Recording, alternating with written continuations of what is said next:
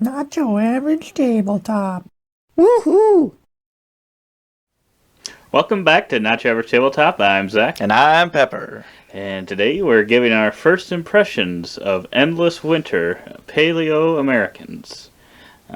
So this was a Kickstarter game. And now with GameFound kind of coming in, it always is like, was this one on GameFound? Or did it kind of get back before GameFound really started doing so many? But yeah, I believe it was a Kickstarter. Either way, it was one of those types of things. And it was one that I was pretty excited about. I'm a pretty big fan of the Miko artwork. I see that typically, I think, in kind of the Garfield games, which are... I think what also helps the artwork is that I really like those games. So it's kind of like the... I don't know. I think it kind of helps it overall. Yeah. So then when I see this on this one, it's a little bit different because I don't know that they've done a winter theme. They have Vikings, which kind of... It's kind of blue, and the North Sea had a lot of water, so that was kind of very blue as well in the artwork. So it's not too far out for me, at least, for that. Yeah, and the designer designed Lockup and Rurik as well. I think there's, I'm sure he's designed some other games as well, but those are, I think, the two that we've played by him. I guess I'm not sure if maybe there's other ones, but really, really liked Lockup. We've only played Rurik once, so I don't know my full thoughts on that, because that's been a while now that we played it. But we're going to hope to get back to that one shortly, sooner than later. But anyway, yeah, we received the game about a week ago, or less than that even.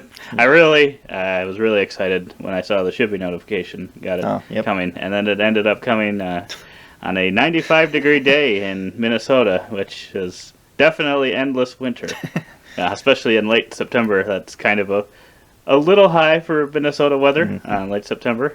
But then actually the next day the temperature dropped 30 degrees, so it brought with it a cold front. So, yeah, but anyway, as I said, I was pretty excited about it. What were your thoughts? I was not so excited about it.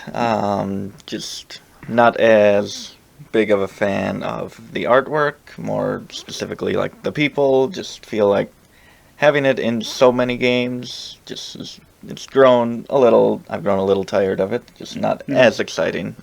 But I know initially I did really like the artwork. It's just I've seen so much of it in those like 6 games that we own with that same style. But it does kind of make the game feel familiar. So even though the design could be nothing like those games, it was still something about this where I was like, it maybe is something that I will enjoy, or it'll be easy to catch on to, possibly. Even though at the same time I knew not the same designer at all there. And then I got to see kind of all the boards that are in the game. You have a huge map of tiles just off screen here. You can't quite see them. A big board full of actions, another board full of places to put little wooden pieces, and then obviously your player boards with slots off to every one of the 4 sides for cards. And I got a little intimidated and a little afraid to play this game. So when it showed up, I was like, he's going to really want to play this right away, and I don't know if I'm ready for it. Right, yeah, because there's all that stuff and expansion content, 3 different expansion / I think module, maybe they seem like, and a few promos as well. And some promo stuff as well. So yeah, there's definitely a lot of content. I think I got the big box, so it does all fit in there. There's actually, I think, probably space if they ended up making additional ones. He already wants more. I still have not played, so yeah, we've only played this once. We just got done with our first play of it, so that's why it's our first impression. But yeah, I am looking forward to playing with those eventually. But we did not. We kind of played with kind of some of the promo cards for the animals, but that was they didn't really come into play. So haven't really played any of that stuff too much that would influence us one way or another. But yeah, so we got our first play in. And I enjoyed it quite a bit. I think it might, because I think I've had like 3 games maybe that I've backed in Endless Winter, Merchants of the Dark Road, and Planet Unknown that I've been, my excitement for them has been probably above kind of the rest of the games I've backed. At least of the ones I've actually received, probably. So I had pretty high expectations with them, especially when you know they're coming for probably, this one was probably over a year. I think it was probably a few months, or a few, I think it was supposed to end up getting here last December. So it's about 9 months later, but yeah, with everything going on, everything seems to be delayed quite a bit, so... but it just does build up the excitement, and it lived up to it mostly. After that play, I felt like I was able to do almost everything. It looked like that. You pretty much cleared your board. Right. As well, and I didn't quite get there. I got all of my little stones off. Neither of us got 3 objectives, but or scoring tiles. They just didn't really work with how we had played the game. Right. Then I had 3 tents left when you got all of those off. Yeah. So, but yeah, I took an action to get some more tents off on that last round, and you did not. So you could have probably if you wanted to, but decided that something else was probably worth some more points. But yeah, I really liked what the game had to offer. I felt like even though there were a lot of moving parts, like you said, there's like boards here, boards there. You're kind of doing all these different things that are sort of interconnected, but sort of not. I felt like they still did all work together, and I felt like all the actions made sense. And overall, I wasn't sure, because I always get a little nervous in games like, I do like Dune Imperium, but and I think I've liked it more and more the more I've played it. I've come to like the deck building aspect of that more and more. I think the first game or two I played of it, I was kind of like, I don't know if I really love this deck building, but as I've played it more and done some different things, I've come to enjoy that part of it more. This one has a deck buildery aspect to it as well, and I wasn't sure if that would really feel that way, but I felt like it worked pretty well, because you could get cards that would give you kind of extra power when you went towards a specific action, so it was always cool when you'd have multiple in your hand, and then you could kind of be really strong doing whatever action you're trying to do, and then kind of plan out from there, because you're only going to be able to do 3 actions each round. So 12 in the whole game, which seems like, I'm not going to be able to get much done. But you are, well, I think in our play we were able to get quite a bit done. Maybe we played something wrong too, but... we both got over 100 points, which is, I think we've heard, kind of a pretty good score. Right. So I don't know. We may have messed something up. Right. We have quite a few of the animals, so I don't know if both have we're doing something wrong a couple there. Full sets, and we both took out a few as well, and have some extras. But I guess, I mean, one of the things is if you run out of animals there, you get points, and we still had over half the deck, or about half the deck left probably.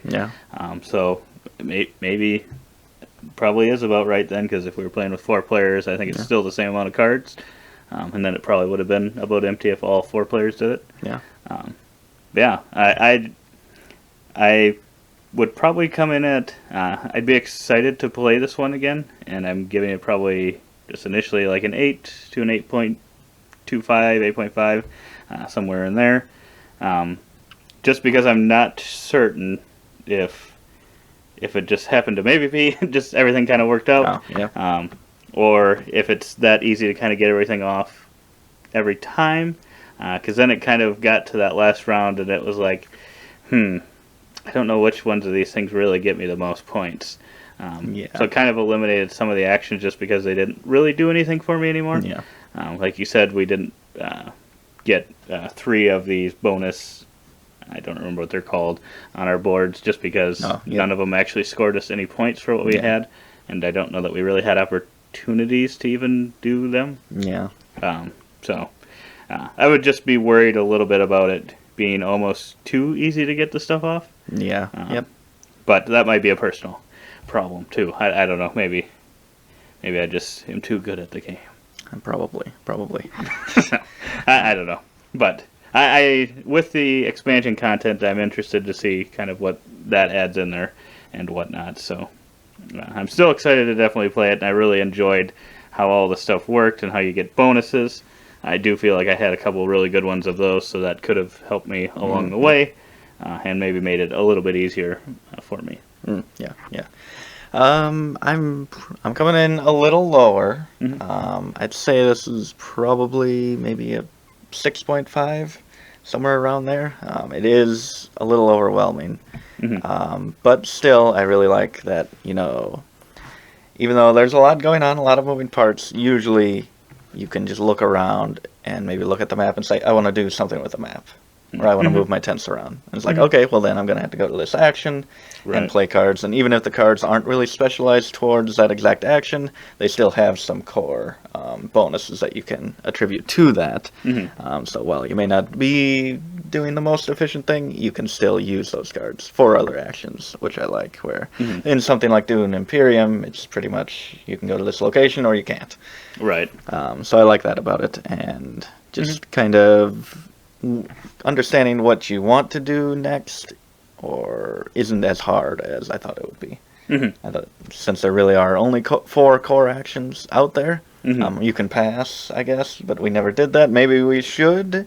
I'm not sure. We didn't play with that little module where you can gain benefits when you pass, so maybe that would have incentivized it a little bit.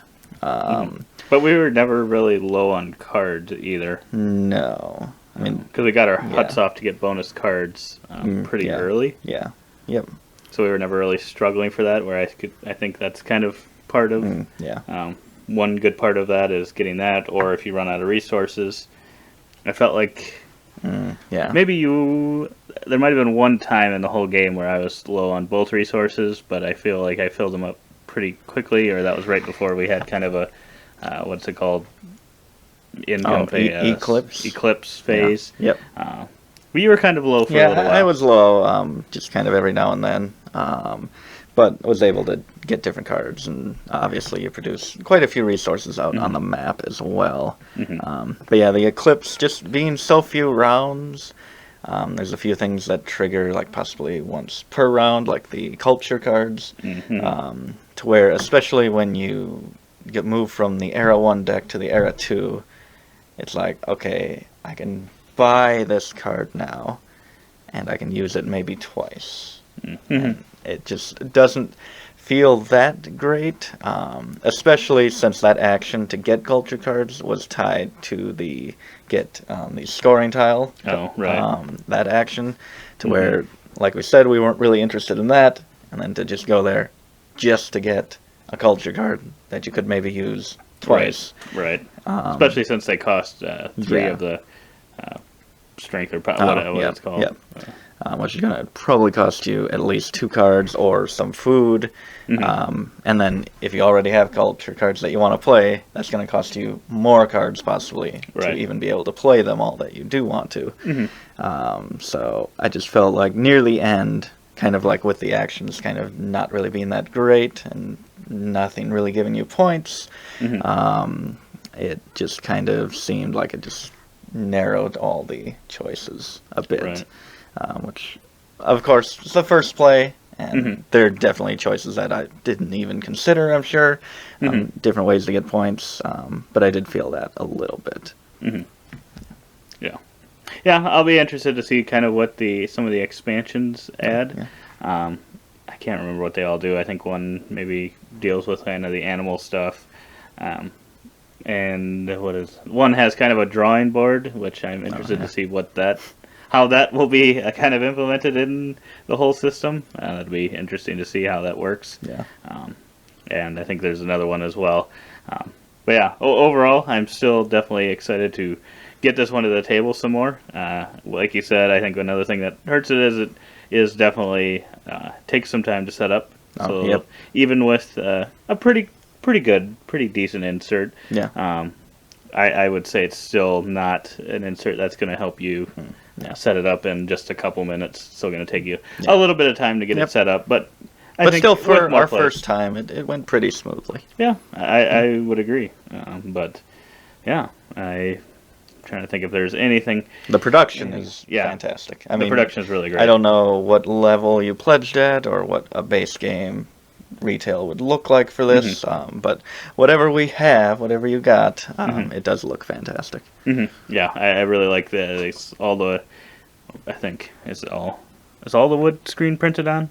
Or most I of it, believe majority of it is. So yes, which all looks really, really awesome, and kind of all the different things they made with those. They've got some different animals for the different players, or different animal heads, which all look really cool. Little teepee shelters. Those some are stones plastic there ones. with some symbols and these miniatures huts, and obviously the kind of washed miniatures with a really cool color. But yeah, just fantastic. Yeah, I would 100% agree that I love the production of this game. But yeah, like you said, I don't remember if the retail version has the screen printed on them or not. I'm not 100% sure on that, because I'm pretty sure I did one of the higher levels, but I don't know if I did the highest level. But yeah, I was happy with the purchase. So yeah, and I look forward to. I think Fantasia Games is the one doing Unconscious Minds, and that one looked interesting as well. So I don't know when they'll be running that campaign, but I look forward to it. Might have to get that one. It doesn't have the Mikos artwork, but it does have the artwork of Vincent Dutrait and Andrew Bosley combined. So I have to see how that'll. That alone is enough to get you to. That alone, I don't even know who designed it. I think it was a well-known designer too, but now I'm totally blanking. Maybe not. Maybe it's just their artwork. just some random Joe put some game together, but they're like, but we're gonna get two great artists, and we're gonna just put the art in the game, and it's gonna sell. And they wouldn't be wrong. Exactly. But yeah, so I think that was kind of everything from our first play of Endless Winter Paleoamericans. Let us know in the comments below if you've tried it out or tried out any of the expansion content yet, and what you like, what your favorite thing about the game is. But otherwise, we hope to see you on the next video. And as always, don't forget to Keep on nibbling on our content.